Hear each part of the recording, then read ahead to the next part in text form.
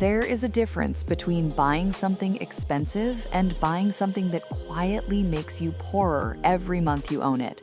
The first can be a choice, the second is a trap. In personal finance, we often talk about assets and liabilities, but in real life, the labels get blurred. Advertisements call everything an asset. Friends post purchases that look like wealth. Salespeople tell you a payment means you can afford it. Over time, people fill their lives with things that feel like progress, but function like anchors. This is a guide to the anchors, the assets that keep you poor, and the psychology that makes them so attractive. It is not about shame, it is about clarity. Once you can name the patterns, you can replace them with decisions that actually move you toward freedom. The first category that keeps people poor is the parade of depreciating status goods purchased with debt. Cars are the clearest example because their numbers are obvious. A new car often loses double-digit percentages of its value in the first year and keeps sliding from there. The monthly payment hides the true cost: interest, insurance, registration, fuel, maintenance, tires, parking, and the invisible cost of choosing nicer everything around the car. Nicer garage, nicer commute, nicer expectations. When the car is financed at a high interest rate or rolled over from a previous loan, the depreciation curve outruns the principal reduction, and you end up upside down, owing more than the car is worth. The same pattern appears in high-end electronics bought on installment plans and fashion cycles that demand constant refresh. Nothing is wrong with enjoying a good tool or a well-made coat. The problem is mistaking a fast depreciating consumer good for an investment and multiplying the damage with interest. A second poverty asset is high-interest revolving debt. Credit card balances, payday loans, and buy now, pay later plans feel like bridges. They become roads you never step off. With double-digit interest, compound growth works against you. The balance you carry today spawns tomorrow's interest, which spawns the next month's minimum payment, which leaves the principal largely intact. In this world, time is not your ally, it is the engine of your losses. Rent-to-own stores sit on the same corner of the map. They turn a $400 appliance into a $1,200 obligation through small, friendly payments that mask the price. People do not choose these products because they love paying more. They choose them because there was no buffer, and without a buffer, emergencies become financing. The fix is not moralizing, but design. Build a modest emergency fund, automate payments above the minimum, and deliberately starve the balances until these stop swallowing your future. The third category is status signaling disguised as investment. Luxury items are sometimes sold as stores of value, but most luxury goods are consumption. Designer handbags, limited sneakers, watch drops, and art prints can have resale markets, yet their prices are tethered to taste, marketing, and hype cycles. If you can't easily price it, insure it, borrow against it at reasonable terms, or find a liquid market without specialized brokers, you are not holding an investment, you are holding a collectible. There's nothing wrong with collecting.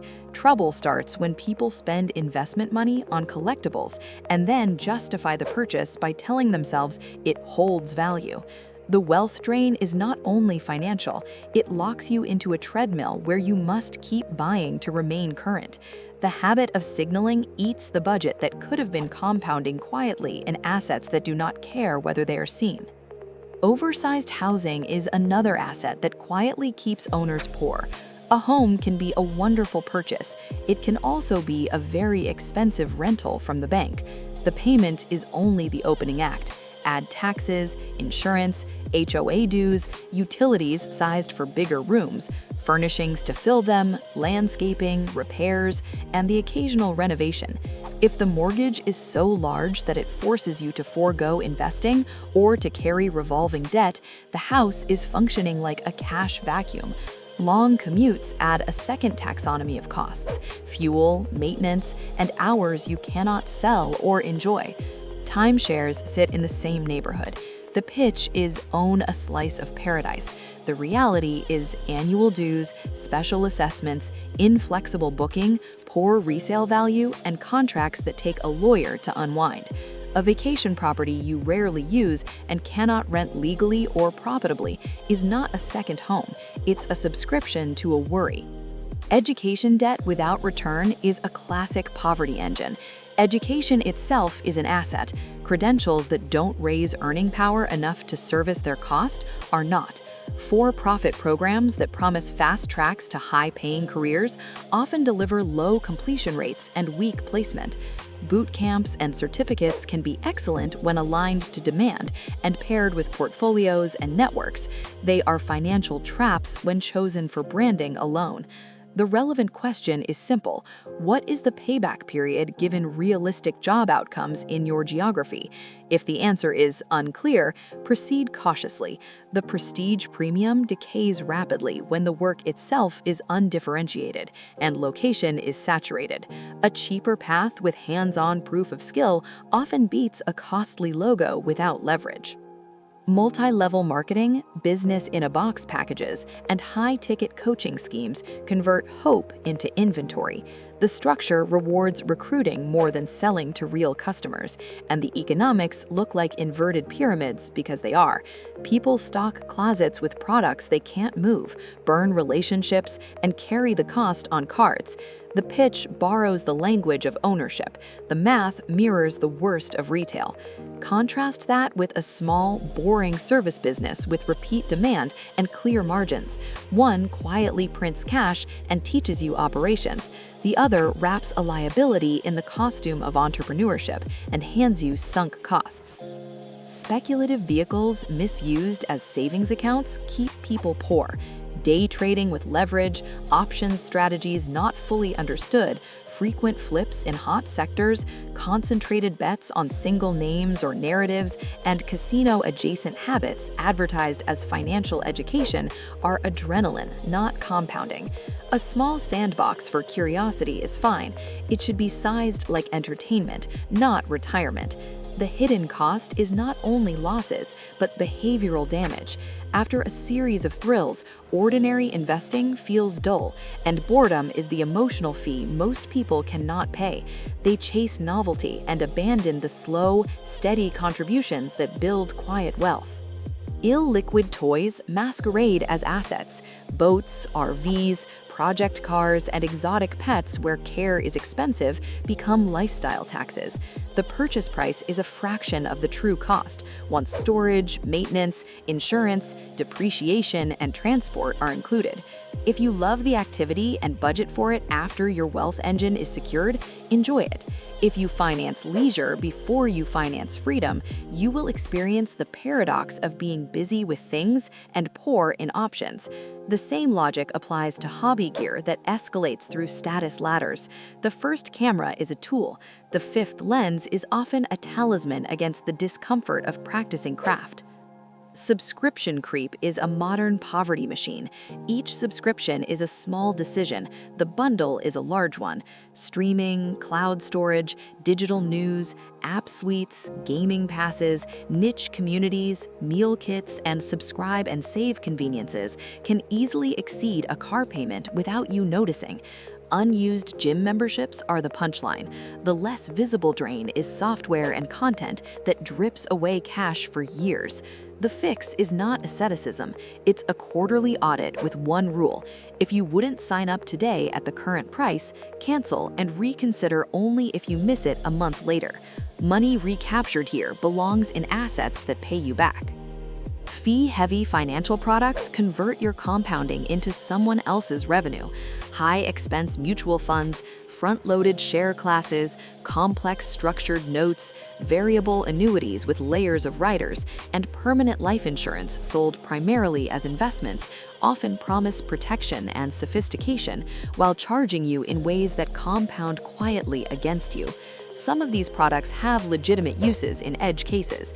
Most households are better served by low-cost, broadly diversified funds and plain term life insurance. If you can't explain every fee and surrender charge on one page, you are volunteering future cash flow to a contract you don't understand. Tax-inefficient choices turn good ideas into poor results. Frequent trading generates short-term gains taxed at higher rates. Holding income-heavy assets in taxable accounts when sheltered space is available increases annual drag. Selling appreciating assets to fund predictable expenses creates tax bills that could have been avoided with planning. The poor outcome is not because markets failed you, it is because taxes were treated as an afterthought. Quiet wealth builders match assets to accounts, time gains and losses deliberately, and let low turnover holdings do most of the work. Unproductive land and underused second homes drain resources using the language of investment. If a property cannot be rented legally at a rate that covers its costs with a margin for repairs and vacancies, it is not a rental, it is a hobby. Short-term rentals are especially prone to this trap. They can be wonderful businesses in the right locations with professional operations. They can also be expensive hotel rooms for the owner when regulations change, tourism dips, or management proves harder than the sales pitch admitted. An honest pro forma with conservative assumptions is an antidote. If the numbers do not work on paper, they will not improve in practice. Complexity is an asset class that keeps people poor in spirit and poorer in outcomes. Many financial lives are cluttered with redundant accounts, old pensions, stray brokerage holdings, overlapping insurance, and a folder of ideas that absorb attention. Complexity multiplies decisions. Decisions multiply mistakes. When the system is too complicated to review in an hour, you avoid it. Avoidance breeds drift. Drift delivers results that feel like fate. The cure is periodic pruning. Consolidate where it reduces fees and confusion. Rewrite your one-page plan so you can actually follow it. Simplicity is not childish. It is an operating advantage. The psychology underneath these poverty assets matters as much as their math. Present bias makes a financed purchase feel like progress because the pain is distant and the pleasure is immediate. The Diderot effect explains why one upgrade invites others until your environment is harmonized and your budget is wrecked. Hedonic adaptation ensures that today's thrilling acquisition becomes tomorrow's baseline, prompting the next purchase. Social comparison compresses your sense of enough, especially online, where you see 1,000 lifestyles per day. Scarcity mindset narrows your time horizon, so planning feels pointless. Shame keeps you from asking questions before you sign. None of this makes you weak. It makes you human in an environment designed to monetize your impulses. The way out is design, not guilt. Systems that make good behavior easy and risky behavior slightly inconvenient. How do you identify an asset that will keep you poor before you commit to it? You conduct a quiet interrogation. Ask who earns yield from this thing. If the yield mostly flows to a lender, platform, or intermediary, be cautious. Ask how value changes over time and whether maintenance is constant or intermittent. Ask what happens in a recession, a job loss, or a regulation shift. Ask how easy it is to sell without a large haircut. Ask whether the returns depend on you performing constantly for strangers or on a small group of customers finding you reliably useful. Ask whether the numbers still make sense if optimism is wrong.